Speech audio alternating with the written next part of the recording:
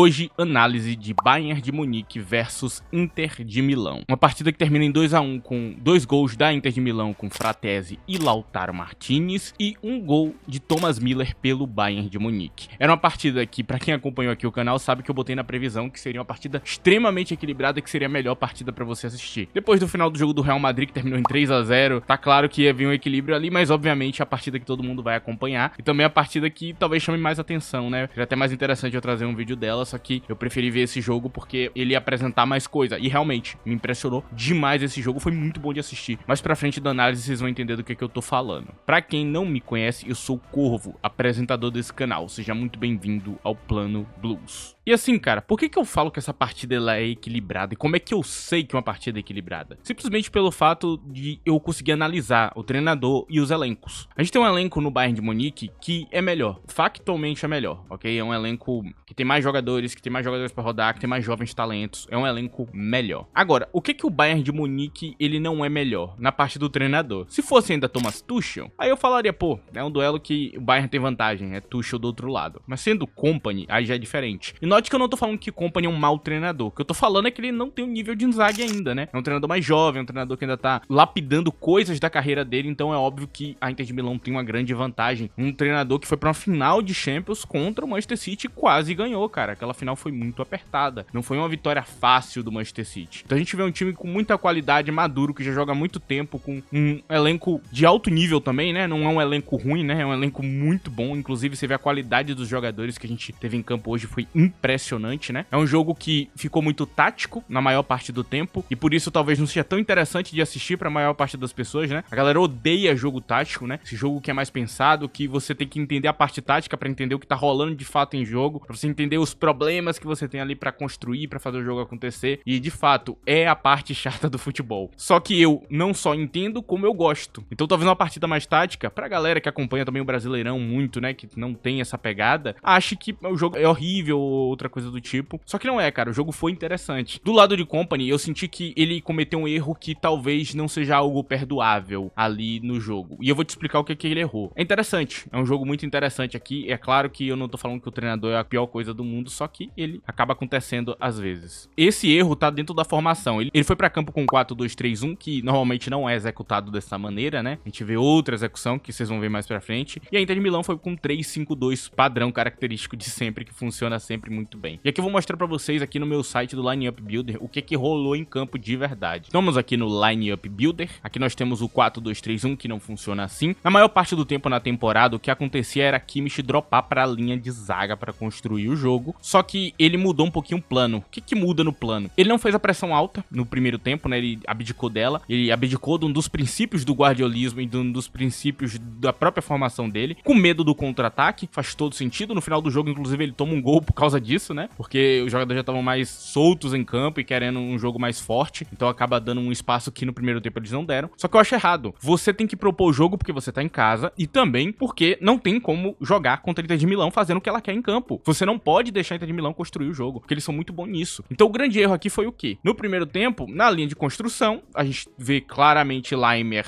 pisando mais ao meio de campo, ali, né? Uma construção pensada nesse jeito. Stanisic também com a balança um pouquinho mais ao meio de campo. Kimmich mais centralizado aqui e Goretzka virava uma espécie de terceiro zagueiro, né? E aí a gente tinha Dyer, talvez um pouquinho mais centralizado, Kim Min-jae na direita, Goretzka na esquerda, Kimmich aqui com uma figura de transição, 3 e 1. Você via aquela construção dessas três figuras aqui, mais Kimmich aqui em cima. E aí você via Laimer dando uma amplitude aqui por dentro e Stanisic também, e às vezes até ganhando o lado do campo também, né? Com os dois vindo por dentro e basicamente nós tínhamos esse ataque poderoso aqui. Rafael Guerreiro era uma peça inútil em campo, dá até pra eu tirar ele do board e dizer que ele não tava em campo, né? A maior parte do tempo ele não fez nada, ele não conseguiu cumprir a função que deram a ele e o jogo dependeu muito de Olise, né? A bola ia muito pro pé de Olise pra ele tentar resolver o jogo, o que é muito ruim, mas ainda assim ele conseguiu tirar várias cartadas da manga, tiveram lances ofensivos ali acionando o Kane, mas pra frente eu vou falar um pouco sobre isso, mas basicamente foi isso. Eu achei que ele prejudicou o jogo dele, porque normalmente o que acontece, e aconteceu isso no segundo tempo, é Goretzka, tá aqui em cima, né? E Kimmich entra na linha aqui como uma figura mais central, às vezes jogando mais à direita também, né? Com Kim Min-jae centralizando, aí você tem essa construção tripla aqui, que assiste o Bayern de Munique sabe do que eu tô falando. E aí nós temos Goretzka que fica girando no meio de campo, sendo uma figura física, ou até o próprio Laimer, quando ele joga no meio de campo também. Um dos motivos porque nosso querido João Palhinha não entra em campo, né? Porque ele não consegue se encaixar em nenhum desses papéis que eu tô colocando aqui campo. A visão de lateral do treinador Kompany vai muito além de um treinador guardiolista, é uma coisa meio própria dele, ele usa um lateral muito ofensivo, tem outros treinadores também que utilizam laterais tão ofensivos, só que não ao mesmo tempo, e essa visão que ele teve do jogo é muito interessante. Eu teria uma interpretação um pouco diferente, né, eu tentaria usar mais Stanisic perto da zaga, em uma construção, só um lateral de sobreposição, né, em vez de fazer o que ele fez, mas eu entendo o lado dele. Basicamente, esse aqui é meio que o Bayern de Munique que rolou no segundo tempo aqui. Interessante também, de novo, Rafael Guerreiro poderia ter tirado o board, porque ele não fez nada em campo. Isso aqui foi o que a gente viu do lado do Bayern. Eu não vou mostrar a Inter de Milão, porque durante a explicação do vídeo vocês vão entender o lado da Inter. A Inter de Milão é um time que tá muito confortável em jogar sem a posse da bola. É uma coisa que talvez seja interessante de se entender, né? Eles não precisam ter a posse da bola pra jogar o jogo. Só que também, e aqui a grande sacada da Inter de Milão, é que quando ela tem a posse, ela sabe exatamente o que fazer com a bola. Então rolou momentos do jogo que Kompany abdica da posse da bola, o que ele não deveria fazer como um treinador que quer ter a posse a todo custo, e deixa a Inter de Milão muito confortável em campo. Como ele não tinha aquela pressão alta no primeiro tempo, a Inter de Milão fez o que quis o jogo inteiro. Então construiu com calma, construiu como queria, e assim muitos lances de ataque começam com uma Inter de Milão com muito campo, com muito espaço, fazendo o que quer em campo. No segundo tempo, para poder imprimir essa pressão extra e fazer a pressão alta, ele talvez tenha deixado muito espaço, né, para isso, até porque no segundo tempo o jogador vai estar mais cansado. Então a grande coisa que eu tô querendo dizer aqui é que Kompany foi covarde. Ele, em vez de tentar colocar o jogo dele em prática e usar a estamina extra que o jogador tem no começo do jogo porque ele tá descansado, ele tentou fazer um jogo meio covarde, onde ele deixa o jogo mais morno e tudo mais, e aí o jogo ficou muito tático, muito parado em certos pontos. Inter de Milão que não precisou se dedicar muito. Aí você tem a qualidade absurda de vários jogadores que a gente tem aqui e eles conseguem ganhar o jogo. Esse foi um resumo porque a Inter de Milão conseguiu ganhar com tanta facilidade hoje, mesmo com a grande qualidade que a gente vê nos jogadores do Bayern de Munique, cara. Então a gente tem, obviamente, uma defesa muito boa do lado da Inter, um goleiro que se saiu muito bem, ótimas defesas de Sommer, mas você viu que o Bayern não conseguiu criar um volume bom. Tem uma grande chance que Kane tem ali no jogo, que deveria ser gol, né? Ele perdeu um gol na cara, e a única grande chance que o time tem, né? Será que a gente pega e demite Harry Kane porque ele perdeu um gol na cara? Vamos entender, né? Se fosse a torcida do Chelsea, talvez, né? Deveria demitir Harry Kane logo, né? Vende esse cara que é ruim. Enfim, e aí a gente tem um Kane que não conseguiu finalizar bem naquele lance, e nos outros também não tinha muito espaço, né? Tem um lance mesmo de cabeça que você pode achar que seria um gol, mas não era. Não tinha espaço, tinha um marcador já em cima dele, então na hora dele conseguir cabecear, ele não tinha espaço necessário pra fazer realmente um cabeceio de qualidade. Não tinha como fazer, né? Não tinha como fazer acontecer o improvável. Então a gente tem um Harry Kane que não consegue render no jogo de hoje do jeito que deveria. Ao mesmo tempo, você sente uma falta muito grande de um Musiala, né? Que individualmente poderia deixar o time dos caras muito mal. Outro cara também que poderia ser muito importante para um jogo desse é o Matistel, que tá emprestado ao Tottenham, porque é um jogador que é muito perigoso individualmente, conseguiria desequilibrar um pouco o duelo, né? A gente vê que Sané, quando ele joga invertido, ele é um jogador muito fraco, né? Ele não fez nada em campo, ele era -1 também, né? Um jogador que não produziu realmente nada de perigoso. Quando ele tá na direita, é claro que ele é bem melhor, né? Mas não dá pra colocar o Lizzy no banco pra dar prioridade pra Sané, porque o Lizzy tá jogando muito melhor que ele. Então, basicamente, a gente tem um Bayern sem protagonismo, com a falta de vários jogadores por lesão, é claro, é uma coisa que tem que ser falada, né? Poderia ter, por exemplo, um lateral bem mais poderoso, né? Com um duelo muito mais forte, mas hoje não tinha a presença dele, mas não dá pra dizer que não tem um elenco bom o bastante pra estar a par com o time da Inter de Milão. Eu acho que as escolhas foram ruins, não tenho dúvida que o Tuchel teria tomado decisões diferentes. Então, basicamente, essa aqui é a visão que eu trago pra vocês do jogo. Se tá gostando dessa análise, não esqueça de deixar o like no vídeo. Outra opção que você tem é usar a opção de hype aí na aba de comentários, ajuda bastante o canal, e ela aparece se você tiver no smartphone. Se você quiser ter um contato maior comigo, me siga no meu Twitter,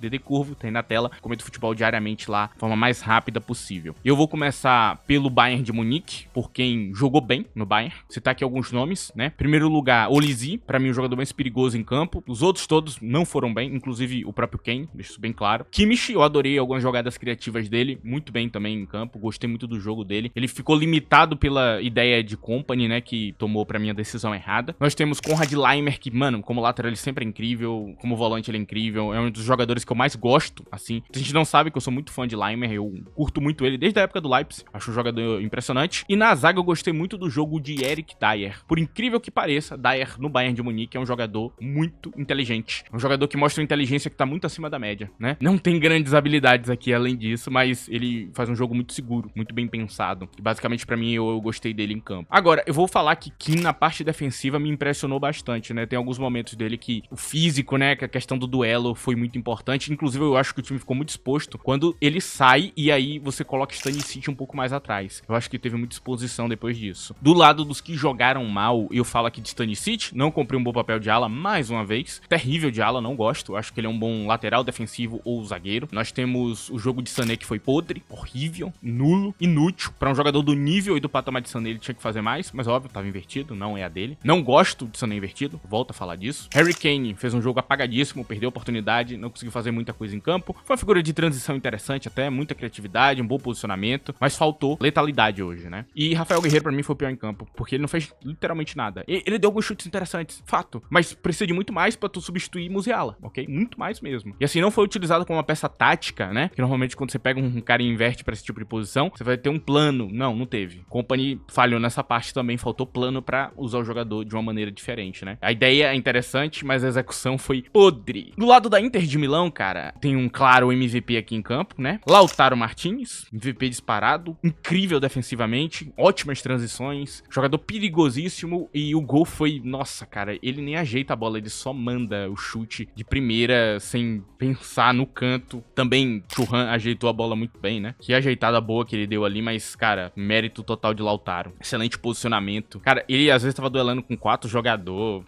Cara, ele tava brincando de jogar futebol, brincando. O lateral brasileiro Carlos Augusto foi incrível hoje, cara. Ele perdeu um gol, sim, tinha uma oportunidade de gol, mas ele finalizou bem, ok? Não foi aquela finalização horrível. O resto foi impressionante, assim. Substituiu muito bem um dos melhores jogadores da Inter de Milão que tava de fora, né? Muitos desfalques também dentro da Inter de Milão complicam bastante o jogo de funcionar. Eu falo do jogo aqui de Çalhanoğlu e Barella, ambos volantes. Você vê ali eles bem baixo hoje, né? Compactando bloco, construindo jogadas. Barella principalmente ali com aquelas descidas, né? Çalhanoğlu tem uma construção quase que cerebral. É cerebral, na verdade, né? Também é um jogador muito inteligente nessa parte e Barella também é outro que, quando quer, consegue ser um passador excepcional, cara. E eles foram essenciais aqui pra bola rodar em campo, o posicionamento também muito inteligente ali, as movimentações, sabendo equilibrar, tá na defesa e tá no ataque. Eu sinto que essa é a grande força da Inter de Milão, saber equilibrar com todos os jogadores, quando defender e quando atacar. É uma magia que esse treinador consegue fazer isso aqui com o jogador. E aqui 2 jogadores que me impressionaram muito, cara. Bastoni e Pavard. Que jogadores tecnicamente qualificados, cara. Bastoni, ele é, tipo, um dos zagueiros tecnicamente mais impressionantes que eu já vi na minha vida. É muita qualidade técnica pra um zagueiro, lembrando.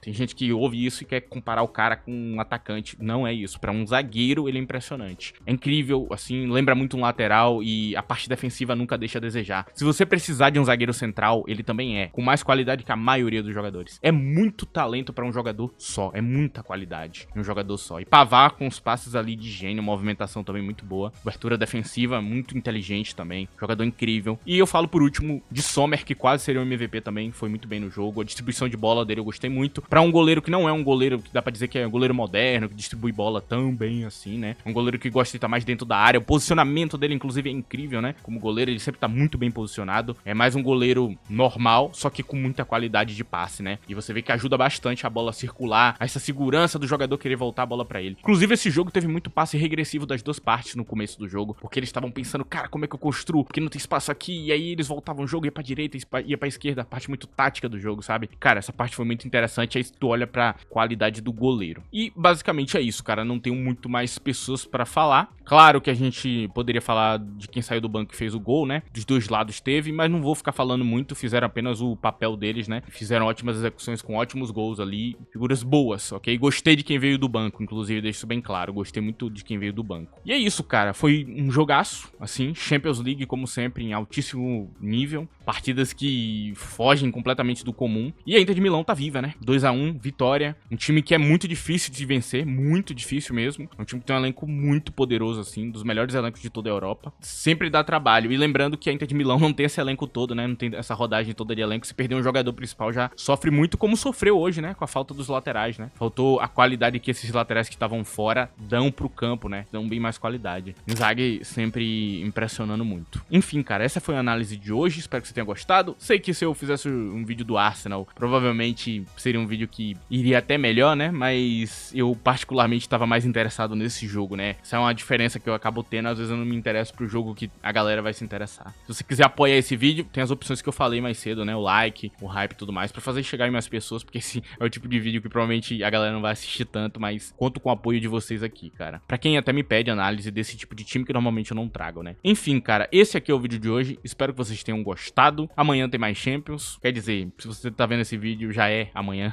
Enfim, é isso, rapaziada. Obrigado a presença de todos.